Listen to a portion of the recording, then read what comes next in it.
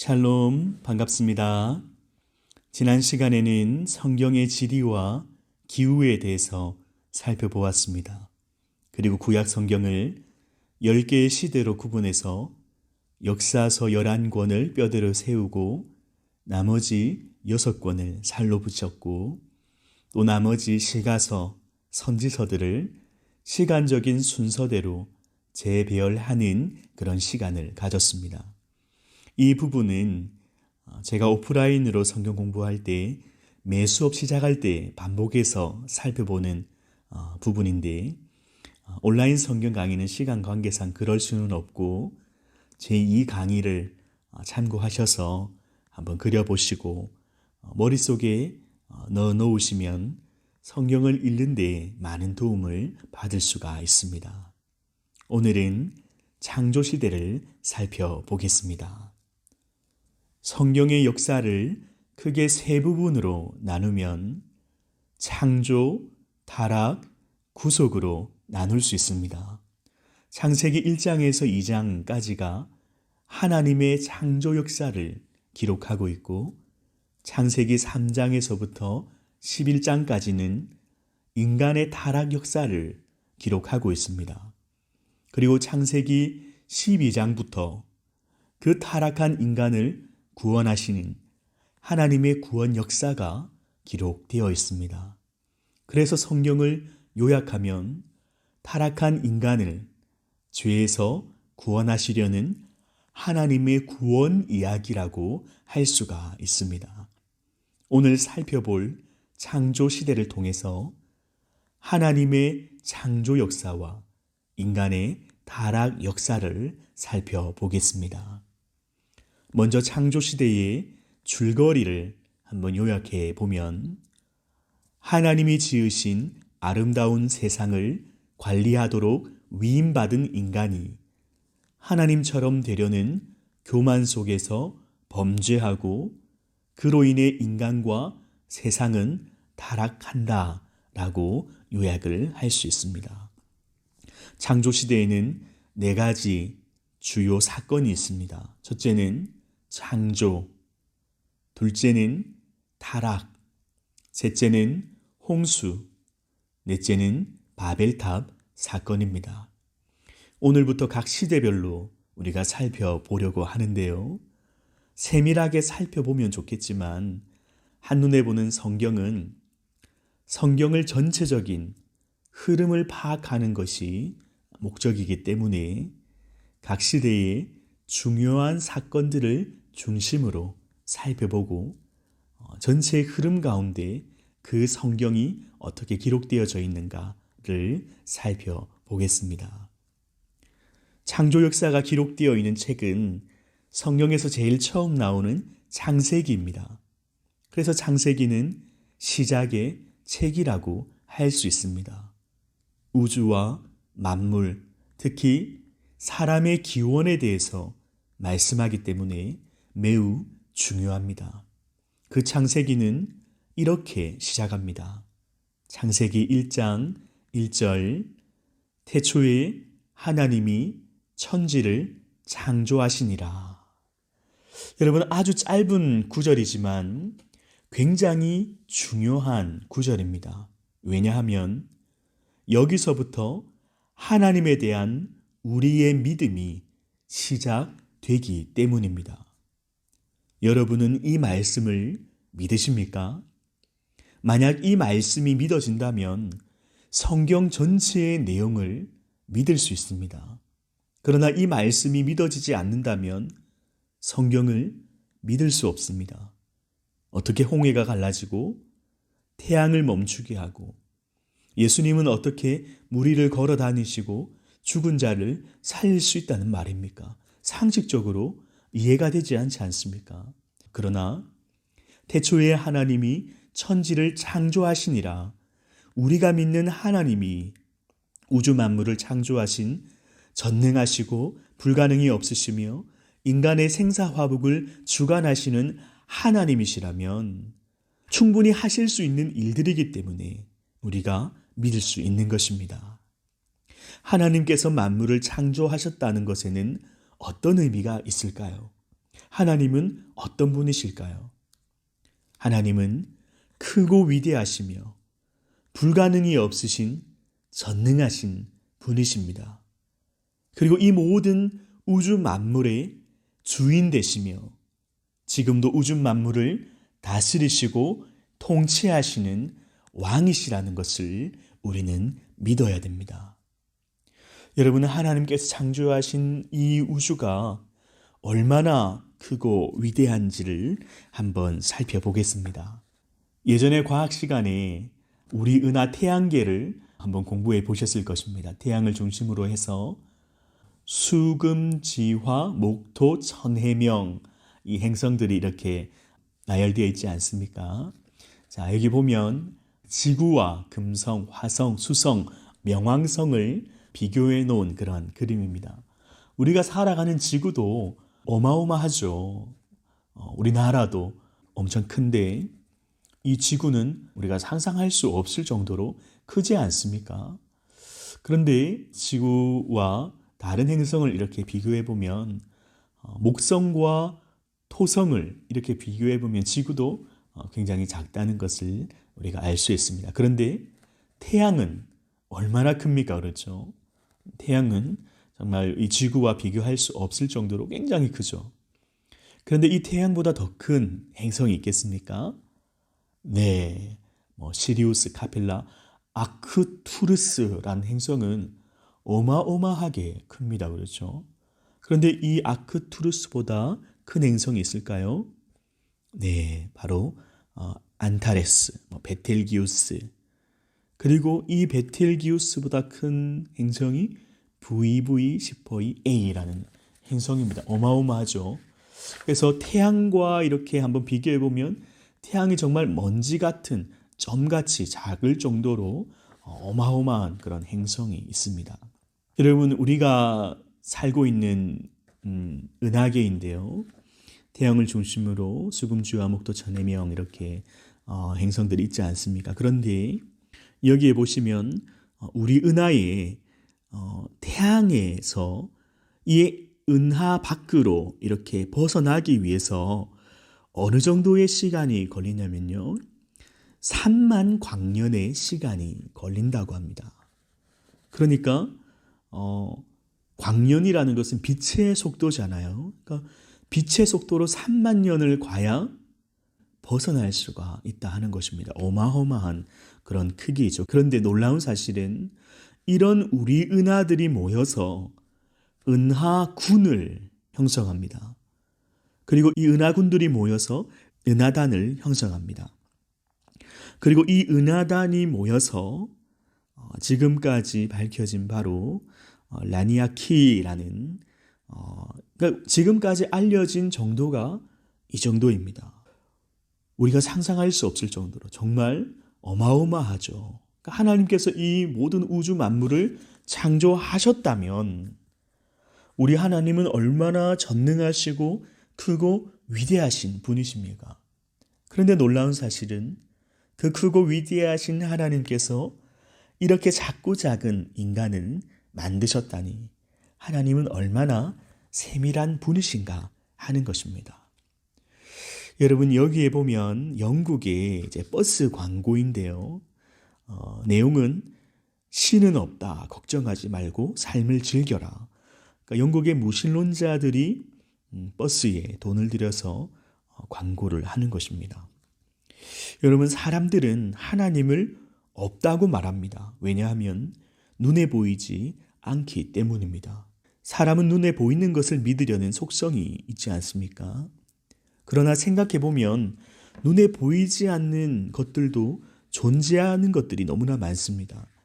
우리가 숨쉬는 공기, 눈에 보이지 않는데 우리가 숨을 쉬지 않습니까? 그리고 소리도 눈에 보이지 않습니다.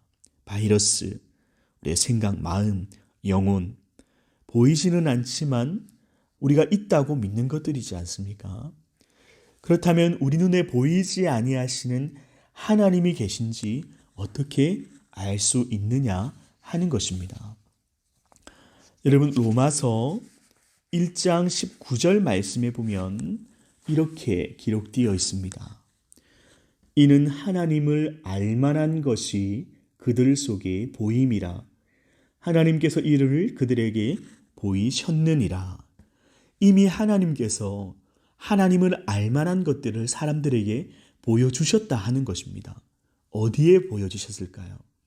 로마서 1장 20절 말씀, 창세로부터 그의 보이지 아니하는 것들, 곧 그의 영원하신 능력과 신성이 그가 만드신 만물에 분명히 보여 알려졌나니 그러므로 그들이 핑계하지 못할지니라. 아멘. 하나님이 만드신 이 만물에 하나님의 영원하신 능력과 신성을 보여주셨는데 얼마나 분명하게 보여주셨냐 하면 핑계할 수 없을 정도로 분명하게 보여주셨다는 것입니다. 이것이 무슨 말인가 하면 나중에 하나님 믿지 않는 사람이 지옥에 가서 하나님 보여주시지 않으시고 어떻게 믿으라고 하면 어떻게 합니까? 몰랐으니까 한 번만 봐주세요. 이렇게 핑계할 수 없을 정도로 창조하신 만물에 하나님 살아계심을 분명히 보여주셨다 하는 것입니다. 우리가 이것을 일반 계시라고 하지 않습니까? 그런데 왜 인간은 하나님을 부정할까요? 이사야 59장 2절 말씀에 보면 오직 너희의 죄악이 너희와 너희 하나님 사이를 갈라놓았고 너희 죄가 그의 얼굴을 가리어서 너희에게서 듣지 않으시게 함이니라. 죄 때문에 인간은 하나님을 볼 수 없고 알 수 없습니다. 그리고 부정합니다. 로마서 1장 21절 23절 말씀에 보면 하나님을 알되 하나님을 영화롭게도 아니하며 감사하지도 아니하고 오히려 그 생각이 허망하여지며 미련한 마음이 어두워졌나니 스스로 지혜 있다 하나 어리석게 되어 썩어지지 아니하는 하나님의 영광을 썩어질 사람과 새와 짐승과 기어다니는 동물의 모양으로 우상을 바꾸었느니라. 하나님을 부정할 뿐만 아니라 어리석어져서 하나님 대신 우상을 숭배하는 것입니다. 여러분, 죄로 인해서 인간은 하나님을 알 수 없고 하나님께 나아갈 수 없습니다. 그래서 하나님을 알 수 있는 길은 한 가지 방법밖에 없습니다. 무엇이겠습니까?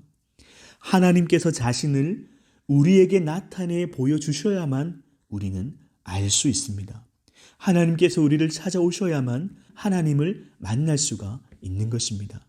하나님께서 자신을 우리에게 보여주신 것이 무엇입니까? 바로 특별 계시 성경이지 않습니까?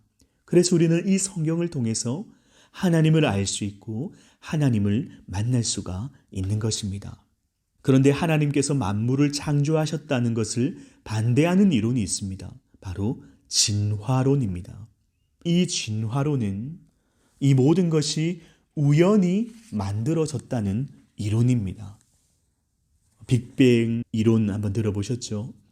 우연히 우주에 폭발이 생겼는데 지구가 만들어져서 우연히 아메바 세포가 진화해서 물고기가 되고 어느 날 그 물고기에서 다리가 나오더니 물 밖으로 걸어 다니고 점점 진화해서 원숭이가 되더니 원숭이가 진화되어서 사람으로 진화되었다라는 그런 이론입니다. 이 진화론의 가장 큰 문제가 무엇이겠습니까?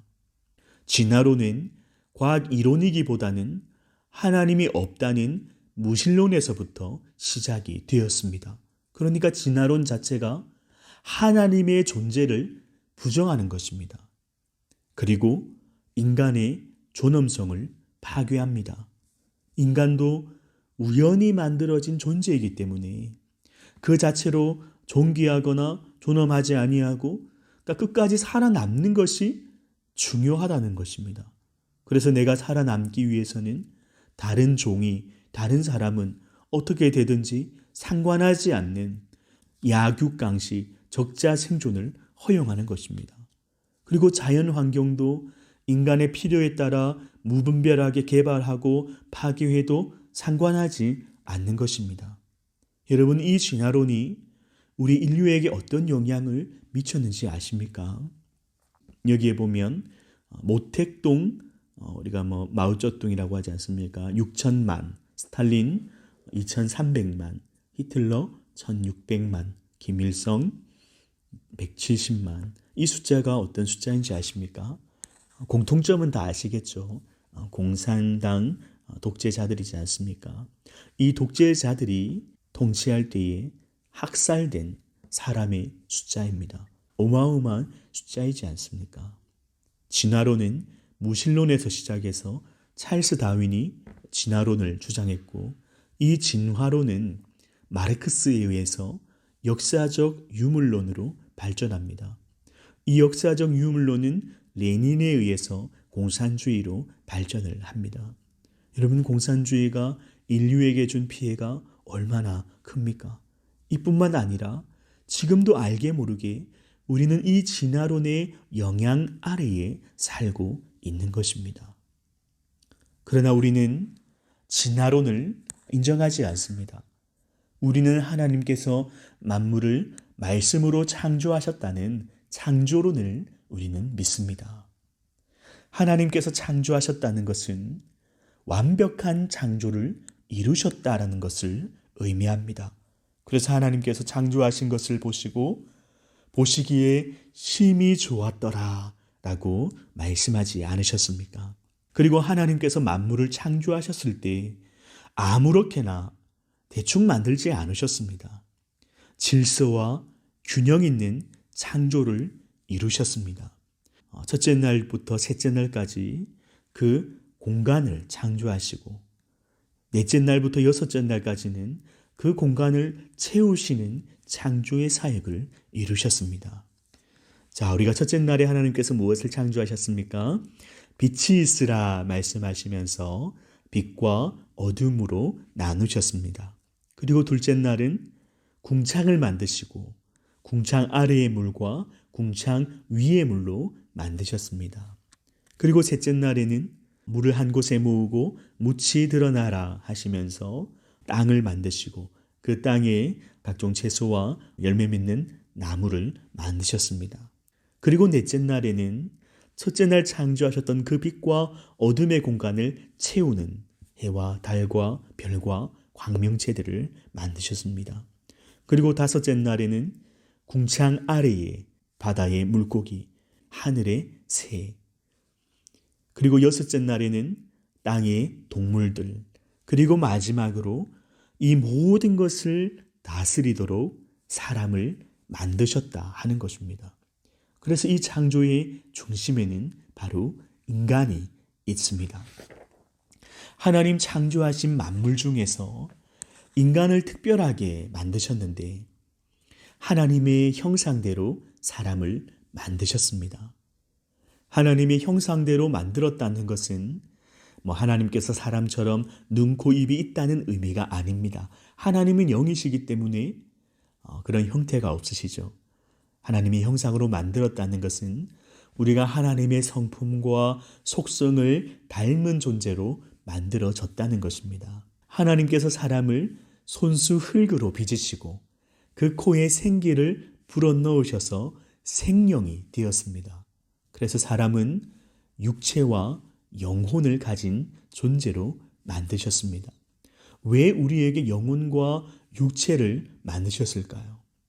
우리의 영혼으로는 영이신 하나님과 교제하며 육체로는 하나님을 대신해서 하나님 창조하신 만물을 잘 다스리고 보존하고 가꾸는 그 청지기적인 사명을 감당하기를 원하셨기 때문입니다. 창조주 하나님은 우리의 영광과 존귀와 권능을 받기에 합당하신 분이십니다. 그래서 계시록 4장 11절 말씀에 보면 우리 주 하나님이여 영광과 존귀와 권능을 받으시는 것이 합당하오니 주께서 만물을 지으신지라 만물이 주의 뜻대로 있었고 또 지으심을 받았나이다 하더라. 아멘. 하나님 우리를 만드신 목적 중에 가장 중요한 목적은 이사야 43장 21절 말씀에 보면 이 백성은 내가 나를 위하여 지었나니 나를 찬송하게 하려 함이니라. 아멘. 그래서 웨스트민스터 소요리 문답 제1문에 사람의 제1되는 목적이 무엇입니까? 라고 사람의 창조의 목적을 물었을 때 그 답은 사람의 제1되는 목적은 하나님을 영화롭게 하고 하나님을 영원토록 즐거워하는 것입니다. 라고 말을 하고 있습니다. 그리고 창조의 완성은 하나님 만드신 사람이 복되고 거룩한 안식에 참여하고 하나님의 영광에 영원토록 참여하기를 원하셨습니다. 이렇게 하나님의 완벽한 창조 가운데 사람이 하나님의 안식과 그분의 영광에 참여하는 방편으로 주신 것이 바로 언약이라고 하는 것입니다. 하나님께서 에덴 동산을 아름답게 지으시고 그곳에 사람을 살도록 하셨는데 동산 중앙에 생명나무와 선악과를 두셨습니다. 그리고 먹으면 정령 죽으리라 말씀을 하셨습니다. 바로 사람과 언약을 맺으신 것입니다. 하나님은 인간에게 자유의지를 주시고 그 자유의지에 대한 책임은 우리에게 있습니다. 하나님과 맺은 그 언약에 온전히 순종하기를 원하셨던 것입니다. 그래서 하나님이 원하시는 것은 무엇이었을까요? 인간이 하나님의 언약에 온전히 순종해서 선악과를 먹지 아니하고 생명나무를 먹고 영원히 하나님과 안식을 누리며 그 영광에 참여하기를 원하셨다 하는 것입니다. 그런데 인간이 그 하나님과의 언약을 어기고 사단의 유혹으로 선악과를 먹는 그런 사건이 발생합니다. 두 번째로 살펴볼 것은 바로 타락 사건입니다. 사단이 뱀의 모양으로 나타나서 사람을 유혹했습니다. 이 선악과를 먹어도 죽지 않고 하나님과 같이 되어 선악을 분별할 수 있다고 유혹을 합니다. 여러분, 이 사단의 정체는 우리가 사단이라고도 하고 마귀라고도 하고 귀신이라고도 하지 않습니까? 그래서 사마귀, 사단, 마귀, 귀신이라고 줄여서 말하는데 그 사단의 정체는 유다서 1장 6절 말씀에 보면 자기 지위를 지키지 아니하고 처소를 떠난 천사들이라는 표현이 있습니다. 그리고 베드로후서 2장 4절에 범죄한 천사들이라는 표현이 있습니다. 그 사단은 거짓의 아비요, 거짓말이 사단의 특기입니다. 그래서 인간을 교묘하게 속여서 타락의 길로 걸어가게 했습니다. 여러분, 하나님께서는 선악과를 먹으면 정령 죽으리라 말씀을 하셨습니다. 그러나 사단은 뭐라고 얘기했습니까? 먹으면 죽지 아니하리라. 여러분, 인간이 선악과를 먹었을 때 죽었습니까? 죽지 않았습니까? 죽지 않았습니다. 그러면 하나님의 말씀이 틀렸고 사단의 말이 맞습니까? 그렇지 않습니다. 하나님께서 먹으면 정녕 죽으리라 말씀하신 것은 바로 영혼의 죽음, 영원한 사망을 의미합니다. 그러나 사단이 말한 죽음이란 육신의 죽음을 의미하는 것입니다. 교묘하게 속여서 인간을 타락의 길로 걸어가게 했습니다. 사단의 유혹으로 결국 사람은 하나님과의 언약을 어기고 선악과를 먹음으로 이것이 타락의 시작이 되었습니다. 결국 그들의 불순종으로 인해 하나님과의 관계가 깨어졌습니다. 여러분, 죄라는 것이 무엇일까요? 죄라는 단어의 어원은 관역에서 벗어나다라는 의미가 있습니다. 그러니까 하나님께서 창조하신 인간은 하나님께 순종하도록 만들어졌습니다. 그러나 인간이 하나님의 뜻에서, 말씀에서, 법에서 벗어나서 그 창조의 질서를 역행하는 것이 바로 죄라는 것입니다. 하나님의 주권을 인정하지 아니하고 내가 하나님과 같이 되어서 주인 행세하고 왕 행세하려고 하는 욕심과 교만이 바로 죄인 것입니다. 여러분, 선악과를 먹는다는 것은 무엇을 의미할까요? 하나님과 같이 되어서 선악을 분별한다. 여러분, 선과 악을 판결하는 것은 하나님의 권한입니다. 그 하나님의 권한을 침해하려고 하는 것입니다. 그러니까 하나님의 자리에 앉아서 하나님과 같이 되려는 죄라고 하는 것입니다. 이 죄의 결과로 하나님과의 관계가 단절되었습니다. 그리고 영원한 사망 가운데에 이르게 되었습니다.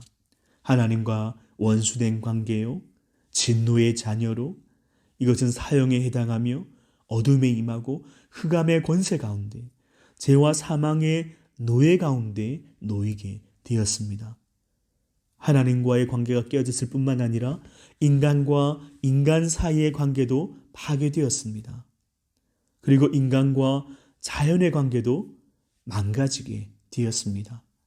죄는 점점 자라나서 폭력을 행사하고 살인을 저지르고 복수를 행하며 전쟁으로 커가고 이 땅은 더욱더 황폐해져 갔습니다. 그 죄와 사망의 권세로 인해서 인간은 비참한 존재가 되었습니다. 하나님의 형상으로 창조된 사람이 얼마나 비참한 존재로 전락했느냐면요, 인간은 태어나면 죄를 가지고 태어납니다. 이것을 원죄라고 합니다. 그리고 스스로 죄를 짓다가 결국 그 죄값으로 영원한 사망에 이르게 되는 그런 비참한 존재가 되었습니다. 그러나 하나님의 은혜는 무엇입니까? 여러분, 로마서 5장 12절 말씀에 보면, 그러므로 한 사람으로 말미암아 죄가 세상에 들어오고 죄로 말미암아 사망이 들어왔나니 이와 같이 모든 사람이 죄를 지었으므로 사망이 모든 사람에게 이르렀느니라. 여러분, 아담 한 사람으로 인해서 우리가 이렇게 비참한 존재가 되었다는 것이 억울하지 않습니까? 그러나 하나님의 은혜는 무엇입니까? 범죄한 인간과 언약을 맺으셨는데, 창세기 3장 15절 말씀에 보면, 내가 너로 여자와 원수가 되게 하고 내 후손도 여자의 후손과 원수가 되게 하리니 여자의 후손은 내 머리를 상하게 할 것이요 너는 그의 발꿈치를 상하게 할 것이니라 하시고, 하나님께서 여자의 후손을 통해서 그 죄와 사망의 권세를 이기시고 우리를 구원하시려는 구원의 언약을 맺으셨다 하는 것입니다. 이 언약은 누구를 통해 이루십니까? 바로 예수 그리스도를 통해 이루어 가시는 것입니다. 여러분, 아담 한 사람으로 인해서 우리가 사망에 이르게 되었지만 하나님의 은혜는 바로 로마서 5장 18절에서 19절 말씀입니다. 그런즉 한 범죄로 많은 사람이 정죄에 이른 것 같이 한 의로운 행위로 말미암아 많은 사람이 의롭다 하심을 받아 생명에 이르렀느니라. 한 사람이 순종하지 아니함으로 많은 사람이 죄인 된 것 같이 한 사람이 순종하심으로 많은 사람이 의인이 되리라. 아멘. 아담 한 사람의 범죄로 많은 사람이 정죄에 이른 것 같이 한 의로운 행위로 말미암아 많은 사람이 의롭다 하심을 받아 생명에 이르렀느니라. 한 사람이 순종하지 아니함으로 많은 사람이 되어 있는 것 같이 한 사람이 순종하심으로 많은 사람이 의인이 되리라 약속을 하십니다. 바로 예수님의 그 의로운 행위, 십자가에서 우리의 죄를 짊어지시고 죽기까지 순종하심으로 예수님을 믿는 우리가 영원한 생명에 이르게 되고 의인으로 인정해 주시겠다고 약속을 하시는 것입니다. 그런데 아담과 하와의 범죄 이후에 인간은 죄악 가운데 점점 악하여지고 하나님은 타락한 인간을 창조하신 것을 후회하시고 물로 심판하실 계획을 세우십니다. 세 번째로 살펴볼 것은 홍수 사건입니다. 여러분, 하나님의 심판의 배경은요, 창세기 6장 5절에서 7절 말씀에 보면 사람의 죄악이 세상에 가득하고 인간이 마음으로 생각하는 모든 계획이 항상 악할 뿐임을 보시고 하나님께서 땅 위에 사람 지으셨음을 한탄하사 근심하셨다라고 말씀을 하십니다. 그래서 물로 심판하실 계획을 세우십니다. 그러나 물로 심판하시려고 작정하셨지만 곧 구원하실 계획도 세우십니다. 누구를 부르셨습니까? 바로 노아를 부르셔서 노아를 통해서 생명을 보전할 계획을 세우셨습니다. 우리가 잘 아는 것처럼 노아에게 방주를 만들라고 매뉴얼을 주셨습니다. 노아는 120년 동안 방주를 지으면서 그 사람들에게 뭐라고 얘기했겠습니까? 하나님께서 홍수로 심판하실 것이다. 이 방주에 타면 구원을 얻을 것이다. 120년 동안 노아는 복음을 전파했습니다. 그러나 방주에는 결국 노아와 노아의 가족들 8명만 탔고 구원을 받았습니다. 비가 40주야를 내리고 온 지면을 덮었습니다. 그리고 홍수가 끝나고 방주에서 나온 노아는 하나님과의 그 창세기 1장 28절의 그 언약을 갱신하십니다. 생육하고 번성하고 땅에 충만하라. 그리고 하나님께서는 노아와 언약을 맺으시고 다시는 물로 심판하지 않으신다는 그 언약의 증표로 무지개를 주셨습니다. 하나님께서 노아와 그의 가족 8명만 남겨두신 것은 인류에게 새로운 기회를 주신 것입니다.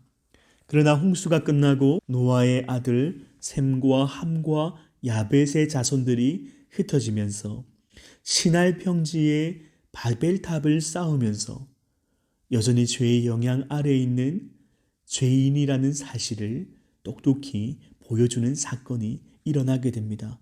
네 번째로 살펴볼 것은 바로 바벨탑 사건입니다.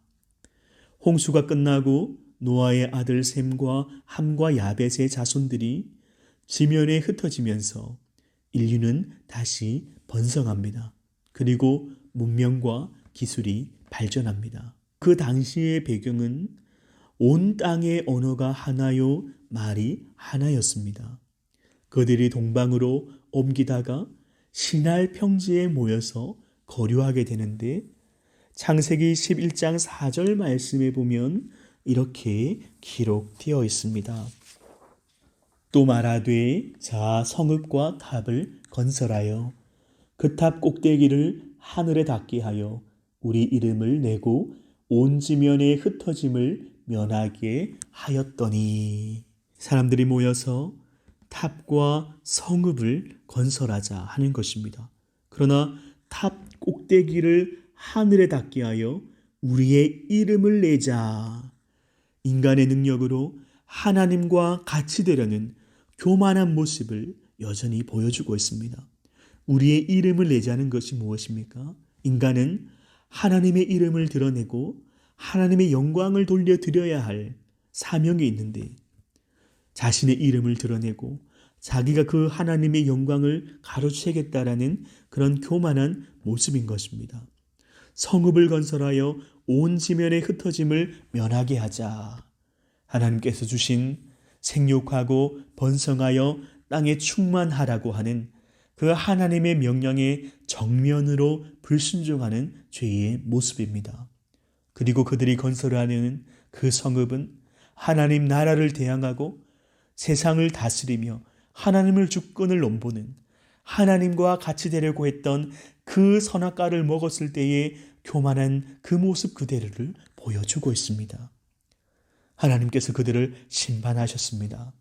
언어를 혼잡게 하게 하시고 말이 통하지 않자 오해가 생기고 다투고 결국 분열되어서 다시 지면으로 흩어지게 되었습니다. 그런데 하나님은 이런 혼란 속에서 한 사람을 택하시고 부르셔서 온 인류를 구원하실 놀라운 계획을 실행하고 계셨습니다. 바로 데라의 아들 아브라함을 통해서 구원의 역사를 이루어 가시는 하나님을 우리는 다음 주 족장시대를 통해서 발견할 수 있습니다. 여러분은 하나님께서 창조하신 인간이 죄로 영원한 사망에 이르게 되었습니다. 그리고 그 인간은 계속해서 타락해 갔습니다. 교만하여져서 하나님을 떠나서 범죄하고 우상을 숭배하고, 그래서 하나님께서 물론 심판하려는 계획을 세우셨지만 노아를 통해서 은혜를 베푸시고 또 다른 기회를 주셨습니다. 그러나 그 인류는 또 바벨탑을 쌓으면서 여전히 죄의 본성이 가득한 모습을 보여주고 있습니다. 여러분, 이쯤 되면 하나님께서 인간을 심판하시고 진멸해도 아무런 할 말이 없지 않습니까? 그럼에도 하나님께서는 이런 우리를 사랑하셔서 포기하지 않으시고 끝까지 책임지시는데, 이제 아브라함을 통해서 구원의 역사를 준비하시는 그 하나님의 사랑을 우리는 발견하게 됩니다.